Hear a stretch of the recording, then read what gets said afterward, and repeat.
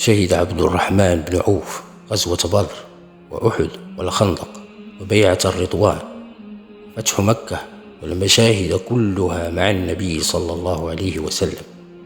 يقول سعيد بن جبير: كان مقام أبي بكر وعمر وعثمان وعلي وطلحة والزبير وسعد وعبد الرحمن بن عوف وسعيد بن زيد كانوا أمام رسول الله صلى الله عليه وسلم في القتال ووراءه في الصلاة. كما كان عبد الرحمن ممن يفتى على عهد النبي صلى الله عليه وسلم، وكان كثير الصدقات والنفقات على الجهاد في العهد النبوي، حيث تصدق بشطر ماله، ثم تصدق ب40,000 دينار، ثم حمل على 500 فرس في سبيل الله و500 راحلة، وكان أكثر ماله من التجارة. وقيل إنه أعتق في يوم واحد 30 عبدا. ولما شهد عبد الرحمن غزوة أحد كان ممن تبت حين ولى الناس، وأصيب عبد الرحمن في غزوة أحد فانكسرت مقدمة أسنانه، وجرح 20 جراحة، بعضها في رجله، فكان فيه عرج بسبب ذلك. في شعبان عام 5 للهجرة بعث النبي صلى الله عليه وسلم عبد الرحمن بن عوف على رأس سرية إلى دومة الجندل ليقاتل بني كلب بعدما فروا من المواجهة، وأمره أن يتزوج ابنة ملكهم إذا فتح الله عليه، فقال له: هكذا فاعتم يا ابن عوف، اعد بسم الله، فجاهد في سبيل الله، تقاتل من كفر بالله، إذا لقيت شرفا فكبر، وإذا ظهرت فهلل، وإذا هبطت فاحمد واستغفر، وأكثر من ذكري عسى أن يفتح بين يديك، فإن فتح على يديك فتزوج بنت ملكهم. فأخذ عبد الرحمن اللواء.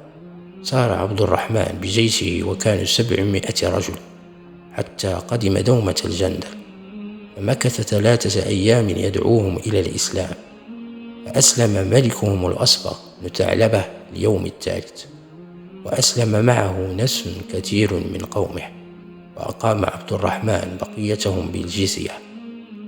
وتزوج عبد الرحمن ابنته تماضر بنت الأصبغ، ثم قدم بها إلى المدينة، فكانت أول كلبية يتزوجها قرشي، وأنجب منها الفقيه بن أبي سلمة بن عبد الرحمن بن عوف.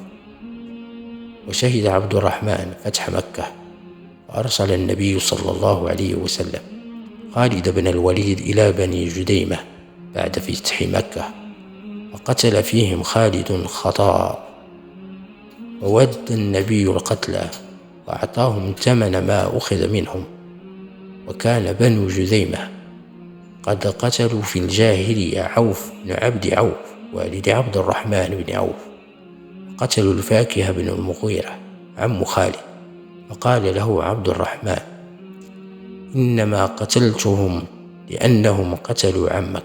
وقال خالد: إنما قتلوا أباك، وأغلظ في القول. وقال النبي صلى الله عليه وسلم: لا تسبوا أحدا من أصحابي، فإن أحدكم لو أنفق مثل أحد ذهبا ما أدرك مد أحدهم ولا نصيفه. ثم شهد عبد الرحمن غزوة تبوك، وصلى النبي وراء عبد الرحمن صلاة الفجر في هذه الغزوة. فعن المغيرة بن شعبة أنه غزا مع رسول الله صلى الله عليه وسلم تبوك، وتبرز رسول الله صلى الله عليه وسلم قبل الغائط، فحملت معه إداوة قبل صلاة الفجر، فلما رجع رسول الله صلى الله عليه وسلم إليه أخذت أهريق على يديه من الإداوة، وغسل يديه 3 مرات، ثم غسل وجهه، ثم ذهب يخرج جبته عن ذراعيه، وضاق كم جبته، فأدخل يديه في الجبة حتى أخرج ذراعيه من أسفل الجبة، وغسل ذراعيه إلى المرفقين، ثم توضأ على خفيه، ثم أقبل فأقبلت معه حتى نجد الناس قد قدموا عبد الرحمن بن عوف فصلى لهم، فأدرك رسول الله صلى الله عليه وسلم إحدى الركعتين، فصلى مع الناس الركعة الآخرة. فلما سلم عبد الرحمن بن عوف قام رسول الله صلى الله عليه وسلم يتم صلاته، فأفزع ذلك المسلمين فأكثروا التسبيح. فلما قضى النبي صلى الله عليه وسلم صلاته أقبل عليهم ثم قال: أحسنتم، أو قال: قد أصبتم، يغبطهم أن صلوا الصلاة لوقتها. كان لعبد الرحمن بن عوف منزلة كبيرة في عهد عمر، فكان عمر بن الخطاب يستشيره. فلما حدث طاعون عمواس ثم انتشر في بلاد الشام، كان عمر بن الخطاب يريد أن يذهب للشام وقتها. فلما كان بصرغ بلغه أن الوباء قد وقع بالشام، فنصحه عبد الرحمن بن عوف بالحديث النبوي: إذا سمعتم بهذا الوباء ببلد فلا تقدموا عليه، وإذا وقع وأنتم فيه فلا تخرجوا فرارا منه. فعاد عمر وصحبه إلى المدينة المنورة. ولما فتحت بلاد فارس اختلف الصحابة في أخذ الجزية من المجوس، فجاء عبد الرحمن بن عوف وأخبر عمر أن النبي صلى الله عليه وسلم أخذ الجزية من مجوس هجر. فأخذ عمر بشهادة عبد الرحمن، فبعث عمر بن الخطاب كاتبا لجزية بن معاوية: أن انظر مجوس من قبلك فخذ منهم الجزية، فإن عبد الرحمن بن عوف أخبرني أن رسول الله صلى الله عليه وسلم أخذ الجزية من مجوس هجر. وفي سنة 23 هجرية استخلف عمر بن الخطاب على الحج في تلك السنة، فحج عبد الرحمن بالناس وحج مع عمر أيضا، وهي آخر حجة حجها عمر سنة 23. وأذن عمر تلك السنة لأزواج النبي صلى الله عليه وسلم في الحج، فحملن في الهوادج، وبعث معهن عثمان بن عفان وعبد الرحمن بن عوف. فكان عثمان يسير على راحلته أمامهن فلا يدع أحدا يدنو منهن، وكان عبد الرحمن يسير من ورائهن على راحلته فلا يدع أحدا يدنو منهن. وينزلن مع عمر كل منزل، فكان عثمان وعبد الرحمن ينزلان بهن في الشعاب، فيقيلانهن في الشعاب وينزلان هما في أول الشعب، فلا يتركان أحدا يمر عليهن. ومن أفضل مناقب عبد الرحمن بن عوف عزله نفسه من الأمر وقت الشورى، واختياره للأمة من أشار به أهل الحل والعقد، فنهض في ذلك أتم نهوض على جمع الأمة على عثمان، ولو كان محابيا فيها لأخذها لنفسه، أو لولاها ابن عمه وأقرب الجماعة إليه سعد بن أبي وقاص. لما طعن عمر بن الخطاب ودنت وفاته أوصى بأن يكون الأمر شورى بعده في 6 ممن توفي النبي محمد صلى الله عليه وسلم وهو عنهم راض: عثمان بن عفان، علي بن أبي طالب، طلحة بن عبيد الله، الزبير بن العوام، عبد الرحمن بن عوف، وسعد بن أبي وقاص. ورفض عمر تسمية أحدهم بنفسه، وأمرهم أن يجتمعوا في بيت أحدهم ويتشاوروا، كما أمر بحضور ابنه عبد الله بن عمر مع أهل الشورى ليشير بالنصح دون أن يكون له من الأمر شيء. وقال لهم: فإن رضي 3 رجلا منهم و3 رجلا منهم فحكموا عبد الله بن عمر، فأي الفريقين حكم له فليختاروا رجلا منهم، فإن لم يرضوا بحكم عبد الله بن عمر فكونوا مع الذين فيهم عبد الرحمن بن عوف. ووصف عبد الرحمن بن عوف بأنه مسدد رشيد، فقال عنه: ونعم ذو الرأي عبد الرحمن بن عوف، مسدد رشيد، له من الله حافظ، فاسمعوا منه. ثم أوصى سهيب بن سنان أن يصلي بالمسلمين 3 أيام حتى تنقضي الشورى.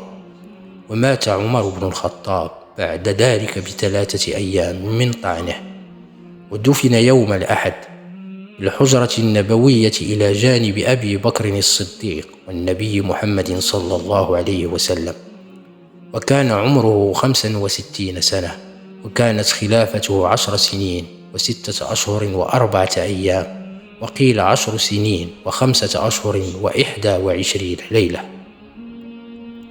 بعد الانتهاء من دفن عمر بن الخطاب ذهب أهل الشورى إلى الاجتماع في بيت عائشة بنت أبي بكر، وقيل إنهم اجتمعوا في بيت فاطمة بنت قيس الفهرية أخت الضحاك بن قيس.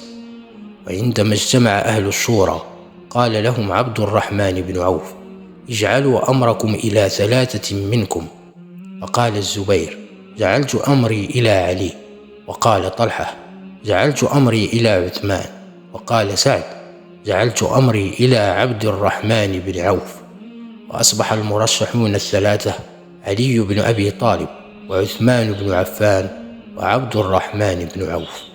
فقال عبد الرحمن: أيكما تبرأ من هذا الأمر فنجعله إليه، والله عليه والإسلام لينظرن أفضلهم في نفسه. فأسكت الشيخين.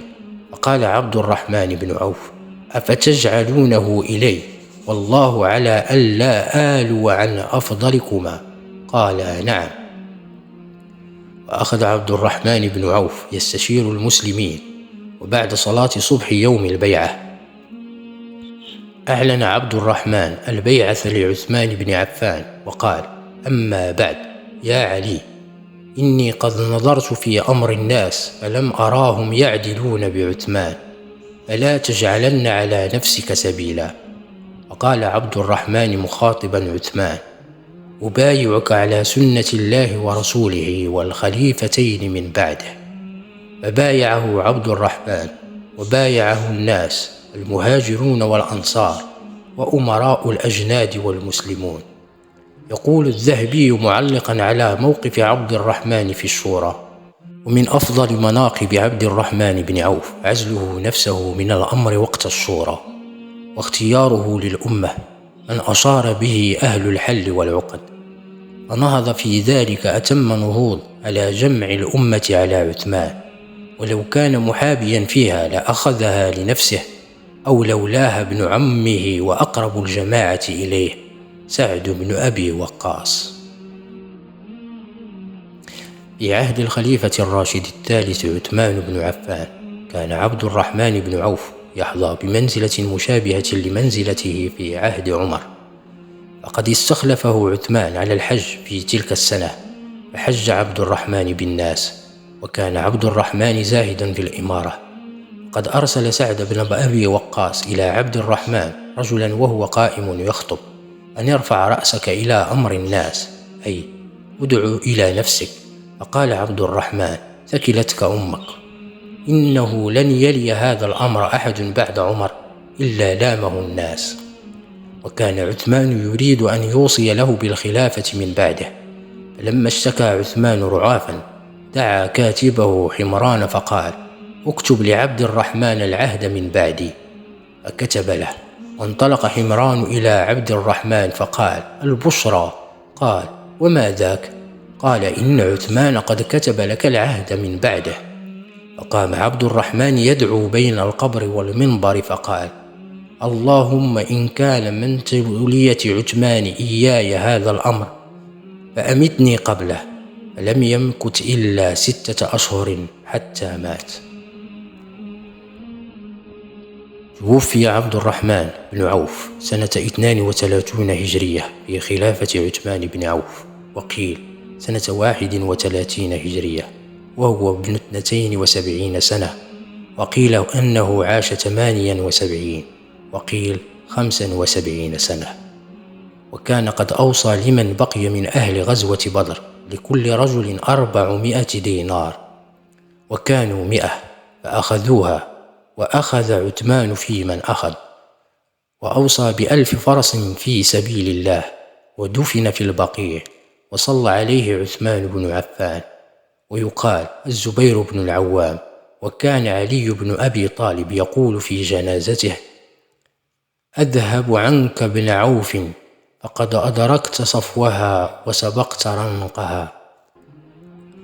وكان سعد بن أبي وقاص في من حمل جنازته، فكان ممسكا بقائمتي السرير وهو تحته يقول: واجب الله.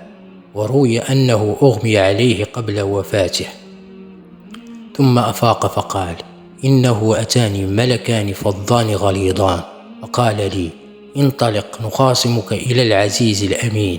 قال: فلقيهما ملك، فقال: إلى أين تذهبان؟ فقال: نحاكمه إلى العزيز الأمين. قال: خليا عنه، فإنه ممن سبقت له السعادة في بطن أمه.